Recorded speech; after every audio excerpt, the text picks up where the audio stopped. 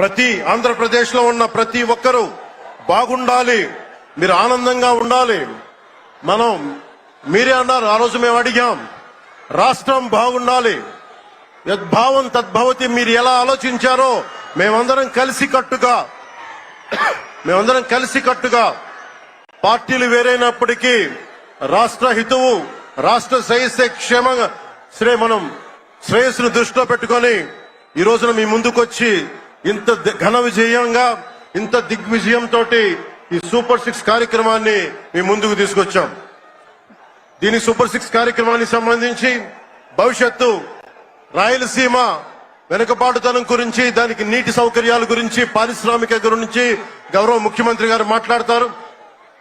నేను చెప్పదలుచుకున్నది ఒకటి, ఆరోగ్య బీమా పథకం సాకారం కాబోతుంది. ఒక్కొక్క పథకం ద్వారా ఒక కుటుంబానికి 25 లక్షల ఆరోగ్య బీమా వర్తిస్తుంది. అలాగే పర్యాటక రంగంలో కూడా మనకి దాదాపు 10,000 పైచిలకు పెట్టుబడులు ఆకర్షిస్తున్నాం.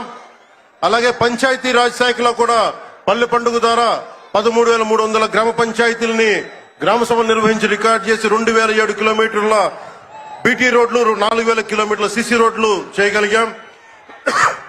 1,55,000 నీటి కుంటలు నిర్మించి 1 టీఎంసీ నీటిని వర్షాకాలం నిల్వ చేయగలిగాం. అలాగే మూగజీవాల దాహార్తి తీర్చేందుకు 15,000కు పైగా నీటి తొట్లు నిర్మించాం.